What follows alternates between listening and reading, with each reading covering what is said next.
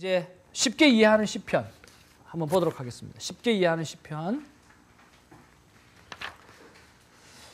제가 강의할 때마다 요약을 어떻게 해야 될까, 쉽게 어떻게 정리를 해드려야 될까라고 하는 일에 굉장히 많이 제가 신경을 쓰고 하나님 앞에 기도를 하고 합니다. 그래서 시편 하면 무엇을 기억하는 게 제일 좋을까라고 하는 거. 여러분 시편 하면 뭐가 제일 먼저 떠오르셔요? 시편 하면 뭐가 제일 먼저 떠오르세요? 예? 찬양, 또 시편, 예? 다윗, 오케이. 또 시편 하면 제일 많이 떠오르는 거. 시편 하면 제일 많이 떠오르는 게 뭐죠? 시편 하면 제일 많이 떠오르는 게 시지요.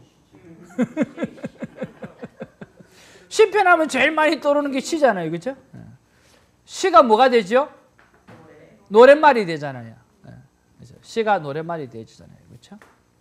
그러면 누구를 향해서 시를 짓고 누구를 향해서 노래하느냐가 굉장히 중요하지 않습니까? 그래서 누구를 향해서 노래를 짓고 누구를 향해 시를 짓고 누구를 향해서 노래를 합니까? 지금 시편은 하나님이잖아요. 그러면 하나님을 찬양하고 하나님을 경배한다라고 하는 이야기는 우리 인간이 하는 행동 가운데 그거를 뭐라고 이야기합니까? 하나님을 예배를. 그래서 시편은 이렇게 생각하시면 됩니다. 자, 시편은 다음 따라합시다. 시편은 예배하는 책이다. 예, 그렇게 이해하시면 됩니다. 시편은 예배를 드리기 위한 책입니다. 예배의 책입니다. 그러면 누구를 예배를 하는가라고 하는 거죠. 구약이니까 누구를 예배하겠습니까? 성부 하나님을 예배하겠죠. 예? 예. 그리고 성자 예수님은 예배를 안 하겠죠. 자, 구약이니까 그죠? 성부 하나님만 예배하겠죠. 성자 예수님은 그 시대 때뿐이 아니니까 안 하시겠죠. 예. 맞죠? 예. 예. 구약에는요, 신약의 예수님을 엄청 많이 소개하고 있습니다.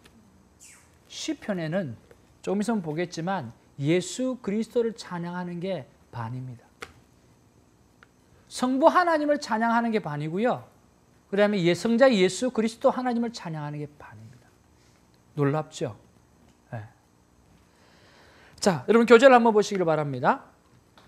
자, 손 목사가 이해하는 시편, 히브리 말로 테헬림이라고 이야기합니다. 이것은 찬양의 노래들, 영어로 말하면 싸움이라고 하는 것이죠. 노래라고 하는 뜻입니다. 그렇죠? 네. 자, 탄식의 시가 찬양의 시보다 많지만 탄식의 시도 중간에는 내용이 찬양으로 바뀌어지는 것이 많고 끝부분은 찬양의 시들로 모여서 절정을 이루고 있는 것을 볼 수 있다라고 그랬습니다.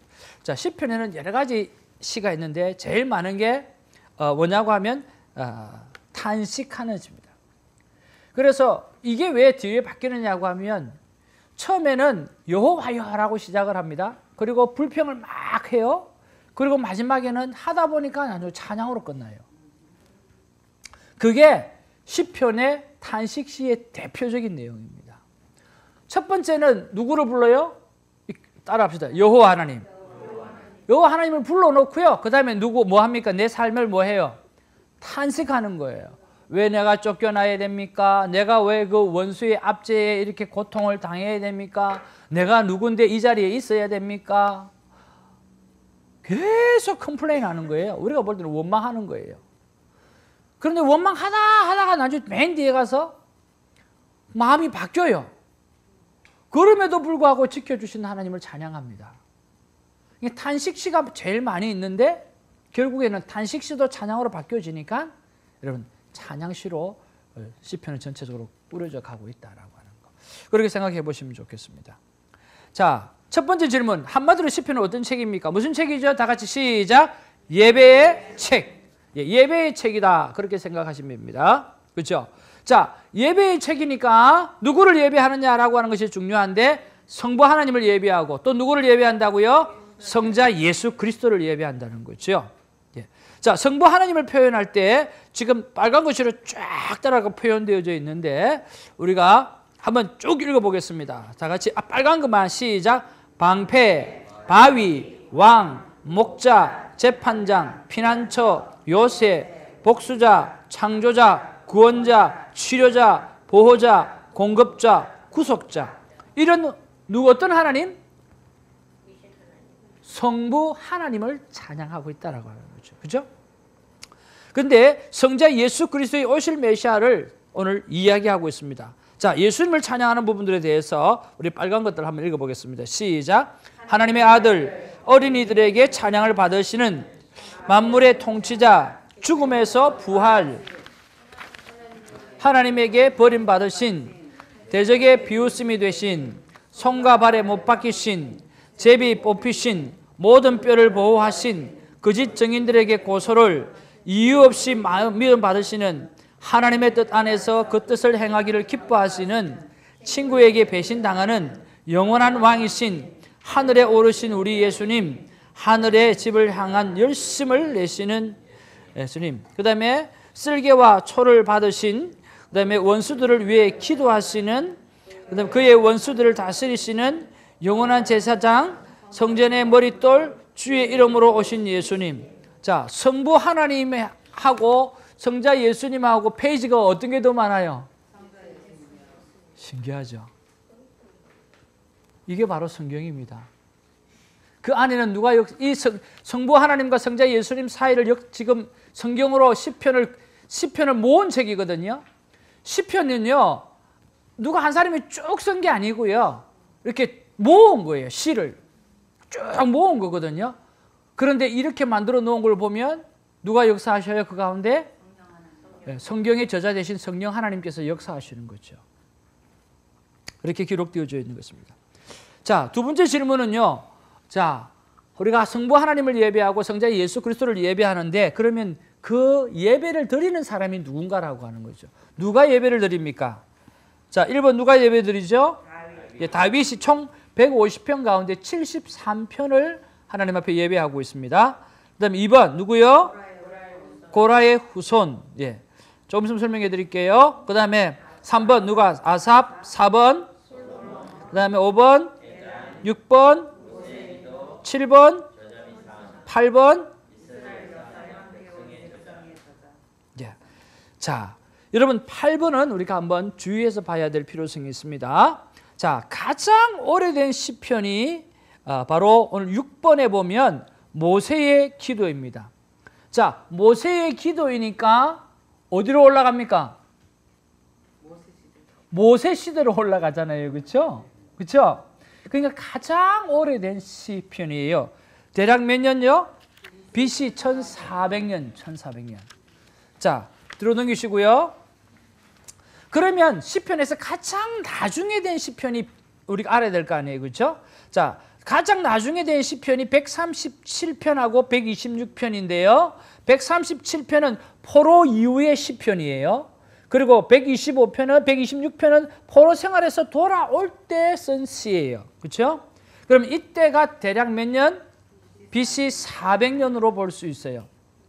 오늘 요엘이라든지 호세아라든지 이런 것들은 BC 몇 년요? 700에서 80년대, 800년대거든요. 그럼 여기 포로 잡혀갔다가 돌아올 때쯤 되니까 BC 한 400년쯤 된다는 거예요. 그럼 모세의 시가 몇 년? 1400년, BC 1400년.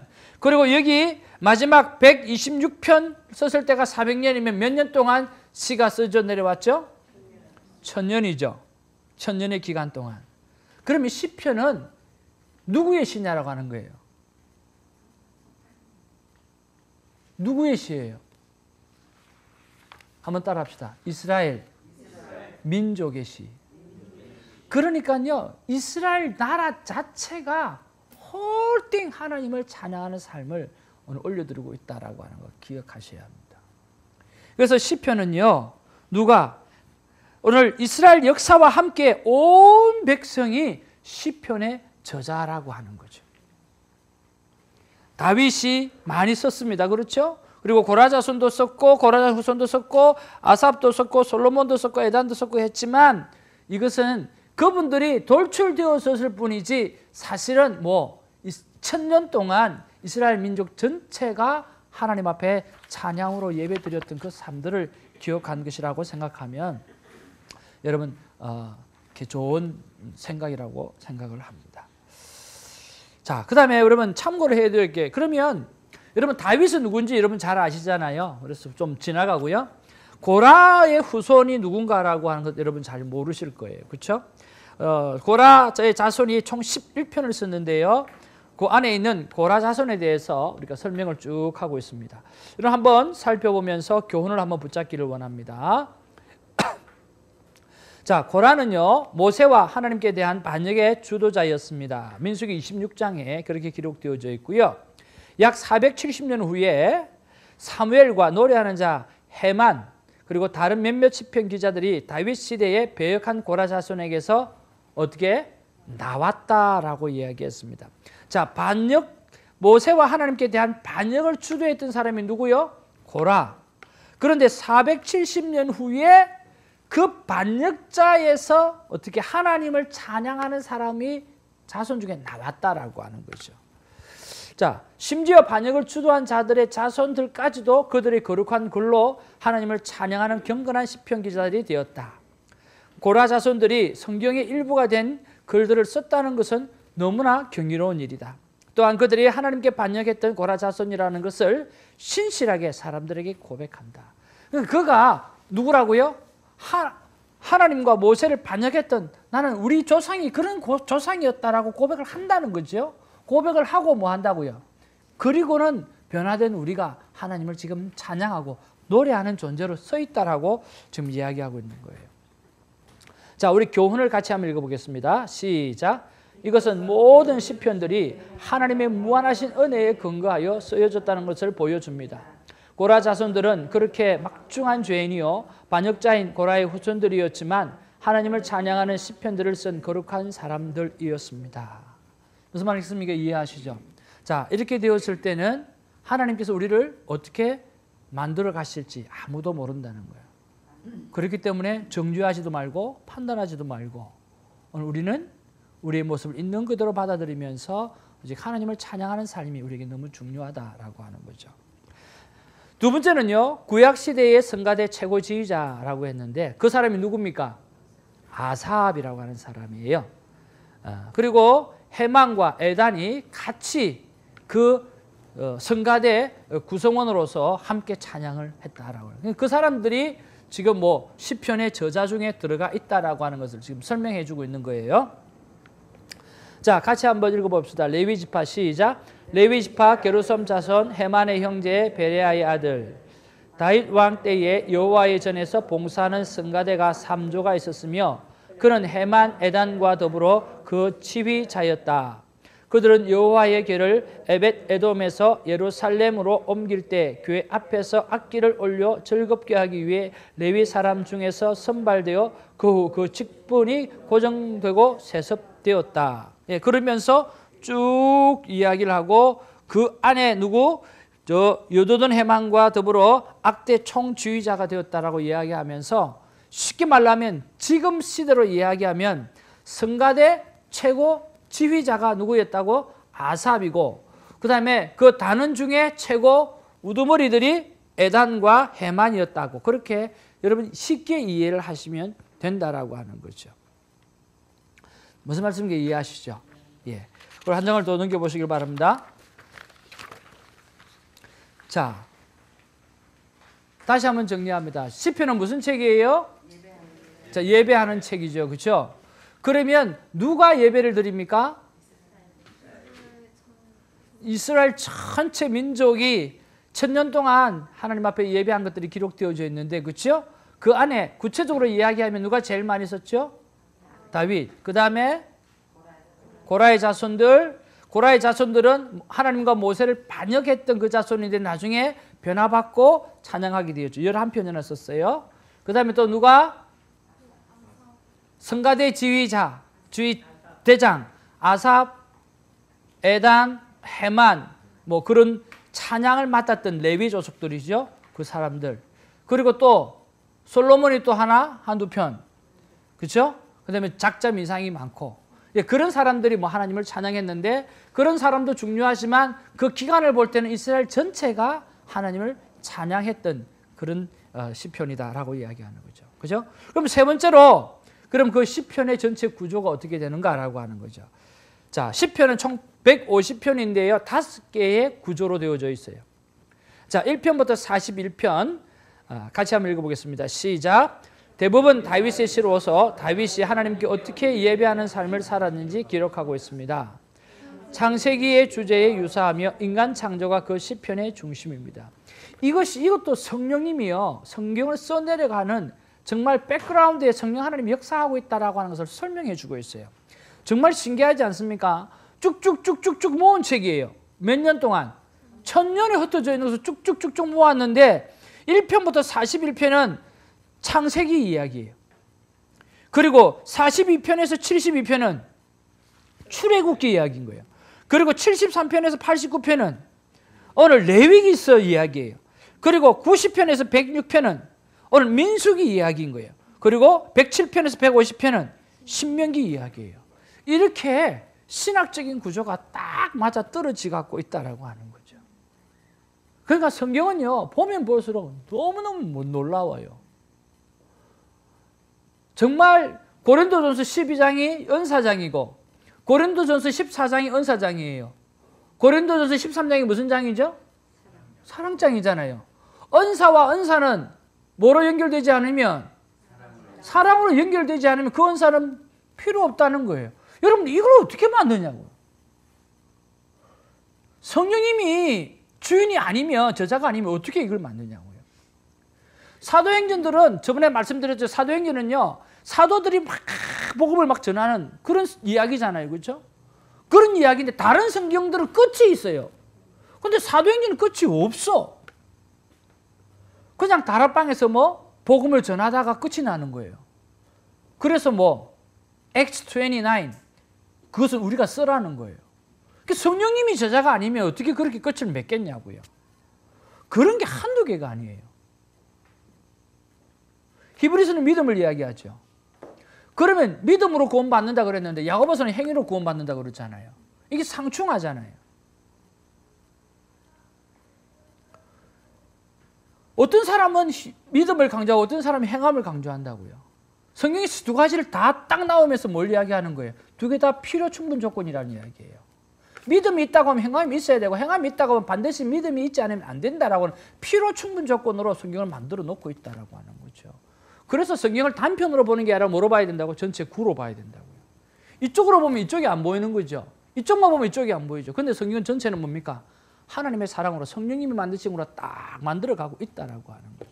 놀라운 일이죠. 시편에서도 그 구조가 그대로 나와 있는 거예요. 모세 오경에 그 구조가 천년의 시편을 끌어모아서 만드는 그 시편에 딱 맞아 들어가고 있다라고 하는. 놀랍지 않습니까? 그렇죠? 이때 진짜 하나님 앞에 우리가 찬양해야 됩니다. 그 다음에 더 대단한 것은요, 1편에서 45개의 단락이 끝날 때마다 뭐냐고 하면 성령으로 끝나고 있어요. 찬양하고 있단 말이에요. 자, 첫 번째 부분은요, 41편 13절로 오늘 찬양으로 끝나고 있고, 또 72편 18절 19절로 또 찬양하고 있고, 대부분 그 이야기입니다. 송축하라, 송축하라, 송축하라. 전부 다 그 장으로 다 끝나고 있다는 거예요. 한 단락 한 단락 끝날 때마다 5개의 구조가 되어 있는데 그 단락이 마칠 때마다 송축하라, 송축하라, 송축하라라고 끝나고 있다는 거예요. 그래서 우리 인간들은 뭐예요? 하나님을 송축해야 될 존재라고 하는 것을 설명해 주고 있죠. 자, 마지막 질문입니다.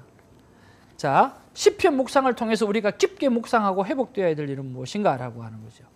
자, 1번 같이 한번 읽어보겠습니다. 시작. 우리의 존재가 예배자임을 묵상하고 알아야 됩니다. 여러분, 시편을 묵상하면서 누구 자리에 들어가야 돼요? 여러분, 다윗의 자리에 들어가야 되고, 고라자손의 자리에 들어가고, 그 다음에 아삽의 자리에 들어가야 되는 거죠. 그렇죠? 그래서 여러분이 누구라고요? Same thing. 하나님 앞에 같이 예배 드리는 자로 그 안에 들어가 있어야 된다는 거예요. 여러분, 빨려 들어가는 복이 있기를 주님의 이름으로 축복합니다. 네. 두 번째는요, 고라자손의 변화를 묵상하면서 내 삶의 변화를 끝없이 순종의 삶을 결단해야 됩니다. 고라자손이 하나님을 반역했고 모세를 반역했는데, 그렇죠? 근데 그들이 변화받은 자들이 오늘 11편이나 하나님을 찬양하는 그 시를 쓰고 있잖아요. 그렇다고 봤을 때 내 삶의 변화에 대해서 뭐 끝없이 추구할 줄 아는 그런 자세가 시편을 묵상하면서 있어야 된다라고 하는 거죠. 세 번째로 같이 한번 읽어보겠습니다. 시작. 이스라엘의 최고의 왕인 다윗이 엎드렸다면 우리 또한 절대 겸손으로 엎드리는 자가 되어야 한다는 얘기예요. 여러분, 이스라엘의 왕이 누굽니까? 이스라엘의 대표적인 왕이 누굽니까? 다윗이잖아요. 그렇죠? 솔로몬은 다윗, 뭐 솔로몬은 막 그랬으니까 다윗이거든요. 그렇죠? 다윗이 이스라엘에서 엄청나게 저 왕중 왕으로, 지금도 유대인들도 그렇게 생각하고 있거든요. 그런데 그 다윗이 뭐 했다고요? 그 다윗이 하나님 앞에 예배드렸다니까요. 그 다윗이 하나님 앞에 예배드렸다는 거예요. 모든 것을 다 들어서 예배드렸고 그의 인생의 가장 힘든 시기 때도 하나님을 찾았고 예배드렸다는 거죠. 자, 이 나라의 대통령이 지금 누굽니까? 오바마잖아요. 오바마가 모든 것을 다 제껴놔놓고요, 하나님 앞에 예배드리는 일에만 집중했다고 생각해 보십시오. 예, 미국 전체가 하나님을 예배하는 일에 포커스하고 있다는 거 아니에요. 그렇죠? 마찬가지예요.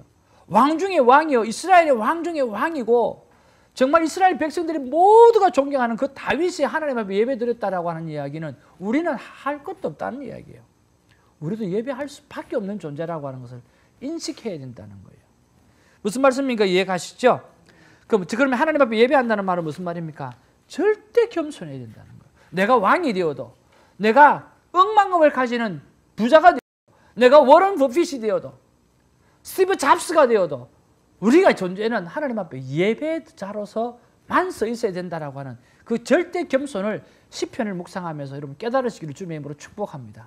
사람은 사람을 따라합시다. 사람은 사람의 자리에, 하나님은 하나님의 자리예요.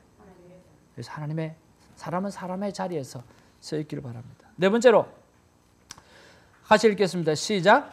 다윗 왕에 처해진 상황이 왕일 때도 쫓겨다닐 때도 범죄의 순간에도 하나님을 찬양한 것을 보면 우리가 만나는 상황에 흔들리지 말고 하나님을 바라보고 묵상해야 됩니다. 여러분, 시편을 묵상할 때 여러분의 삶의 상황에 흔들리지 않기를 주님의 이름으로 축복합니다. 다윗이 그렇게 했던 것처럼 그렇게 하시기를 주님의 이름으로 축복합니다. 다섯 번째, 시작. 천년 동안의 시편 노래임을 기억하고 끝없는 동행의 삶을 묵상하여. 시편을 묵상하면서 이스라엘 나라의 전체가 하나님 앞에 이렇게 찬양했구나, 예배했구나, 그걸 생각하면서 여러분 끝까지 묵상의 삶을 살아드리는 저와 여러분 되기를 바랍니다.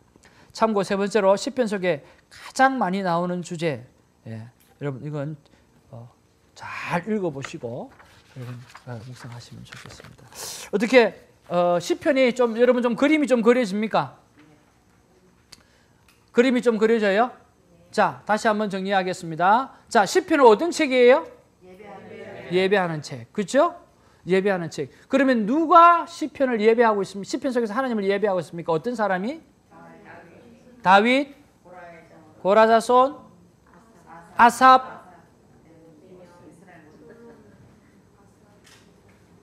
헤만, 또 에단, 그 다음에 작자 미상, 뭐 그런 거죠. 근데 더 중요하게 생각할 것은 모세 때부터 포로 이후까지, 포로 돌아오기까지 했겠으니까 천년 동안 이스라엘 백성이 노래한 것을 썼다라고 하는 그 개념을 가지고 있으면 더 좋다라고 이야기했죠. 그렇죠? 네. 그리고 시편은 몇 개의 구조로 되어 있다? 5개의 구조로 되어져 있는데 모세오경, 창출, 레민, 신 그거하고 또 어떻게? 딱딱 맞아 떨어졌다. 그렇죠? 그러면서 그 성령 하나님의 그 오묘함을 또 발견할 수가 있는 거죠. 그러면서 자, 우리가 시편을 묵상할 때 어떻게 묵상할 것인가? 그리고 시편은 하나님을 예배하는 것인데 어떤 하나님과 어떤 하나님? 성부 하나님과 성자 예수 그리스도까지 포함되어져 있다는 것을 절대로 이루시면 안 됩니다. 그리고 그것을 브릿지 역할을 누가 해주십니까? 성령 하나님이 그 속에서 역사하고 계시죠. 그래서 시편을 바라볼 때 또 다른 성경이구나. 한번 따라서 성경 속에 성경이 시편이구나. 그렇게 생각하시면 됩니다. 성경 속의 성경이 시편이구나. 그렇게 생각하시고 왜냐하면 천년의 역사가 그 안에 다 들어가 있고요. 또 그 안에 모세 오경이 다 들어가 있고 그리고 우리의 삶과 삶의 희노애락이 그 안에 다 들어가 있잖아요. 그렇죠? 그들의 희노애락이 다 들어가 있다고 하는 이야기는 우리의 삶의 희노애락이 그 안에 다 들어가 있다는 거죠. 그래서 울고 웃는 그런 귀한 시간들이 여러분 이 시편을 묵상하면서 있게 되기를 주님의 이름으로 축복합니다. 하나님 앞에 귀한 찬양 우리 올려드리고 나가기를 원합니다. 오늘 두 곡을 이렇게 올려드리고요. 기도하고 모든 순서를 마치도록 그렇게 하겠습니다. 여러분 나눠준 것 보면 시편 121편 아니요 목마른 사슴. 자 이것이 바로 고라 자손들이 하나님 앞에 변화받고 쓴 시입니다. 요 밑에 우리 한 글이 있는 거 있죠? 글 있는 거. 네네 예. 이 찬양이 어떤 찬양이고요? 반역한 고라 자손들이 하나님 앞에 변화받고 올려드리는 시입니다. 전사님 앞으로 나오시죠. 이들을 보십시오. 여러분 목마른 사슴이 물을 찾을 때요 미친 듯이 달려간답니다. 그거밖에 생각 안 한답니다. 그런 마음으로 그들이 하나님을 바라보고 있다는 거죠. 목마른 사슴이 목마른 사슴 시내 물을 찾아 헤매이듯이 내 영혼 주를 찾기에 갈급하나이다.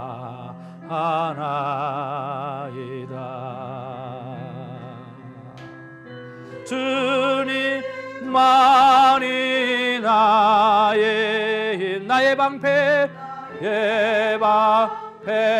나의 참 소망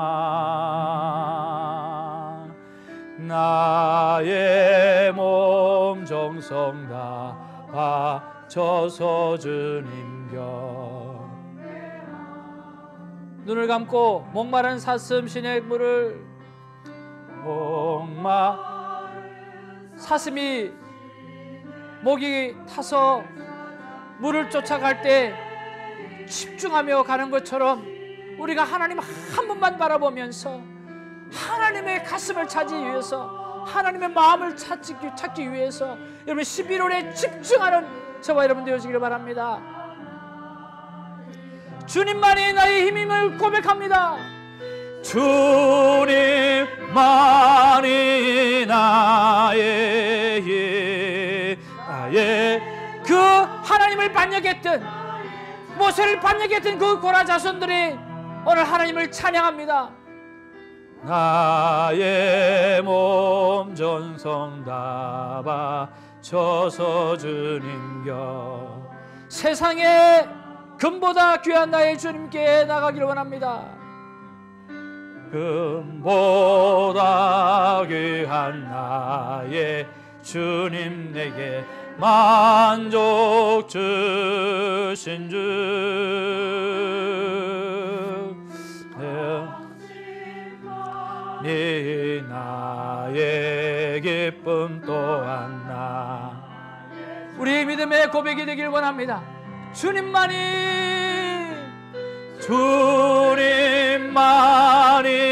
나의 앞에 나의 참 소망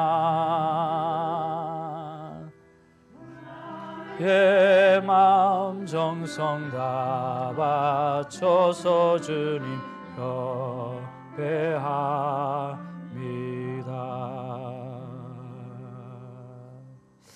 우리 마지막 찬양 우리 한번 다 같이 일어나서 찬양하기를 원합니다.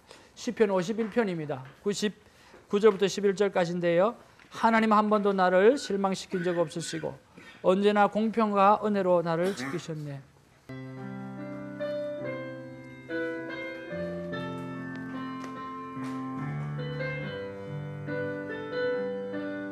하나님 한 번도 나를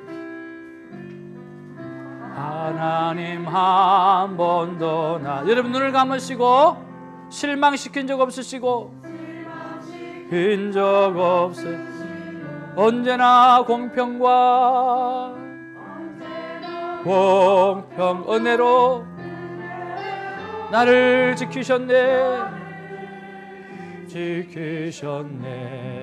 하나님 한 번도 나를 실망시킨 적 없으시고 언제나 공평과 은혜로 나를 지키셨네. 하나님 오늘 우리가 신실하신 주님을 찬양합니다. 신실하신 주, 신실하신 주, 신실하신 주, 내 너를 떠나지도 않은 내가 너를 버리지도 않으리라 약속하셨던 주님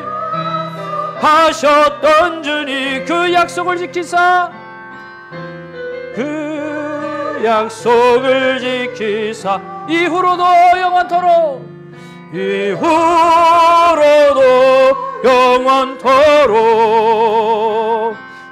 나를 지키시리라 확신하네. 지나온 모든 세월들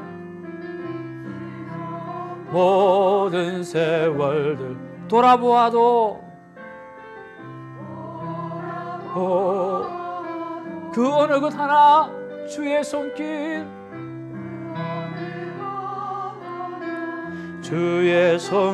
안 미친 것 다시 한번 우리 지나온 날을 돌아보길 원합니다. 지나온 모든 세월들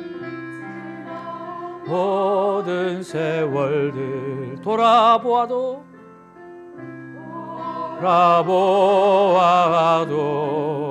그 어느 것 하나 주의 손길 미친 것 전혀 없네. 신실하신 주, 신실하신 주. 하나님이 말씀하십니다. 떠나지도 하나님이 말씀하십니다. 내가 너를 절대로 버리지 않으리라. 버리지도 않으리라 약속하셨던 주님 그 약속을 지키사 그러므로 이후로도 영원토록 지키시리라 확신하네. 내 너를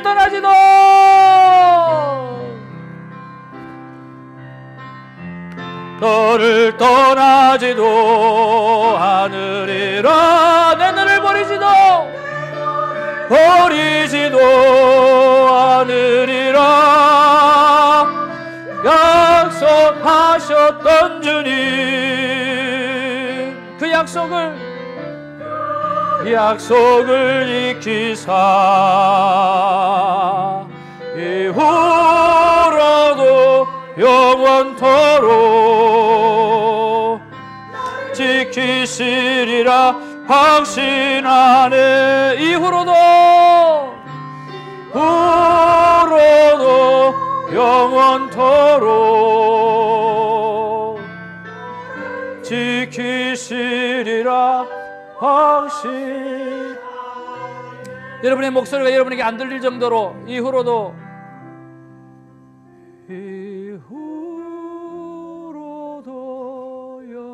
영원토록 나를 지키시리라 확신하네.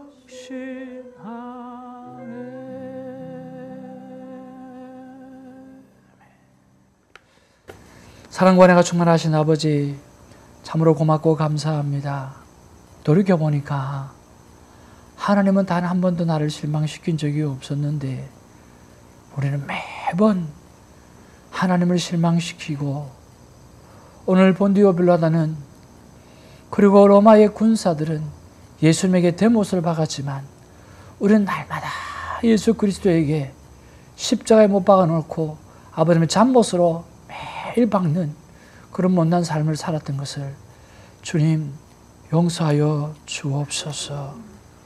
하나님 단 한 번도 나를 실망시키지 아니하셨기에 그 하나님의 성품 때문에 하나님 앞에 돌아가기를 재촉합니다. 하나님, 우리의 못난 모습을 빨리 끊게 하시고 오직 하나님의 품으로 돌아가는 그 일에 주님 조금 더 속력을 이어서 돌아갈 수 있도록 하나님 축복하여 주옵소서. 우리 1966 큐티 선교회 오늘 여기에 있는 하나님의 사람들이 그 일을 우리가 먼저 해냄으로 말미암아 많은 사람들이 팔로우할 수 있는 좋은 모델이 될 수 있도록 하나님 역사하여 주옵소서. 감사합니다. 주님 사랑합니다. 그리고 주 예수님의 이름으로 축복하며 기도하옵나이다. 아멘.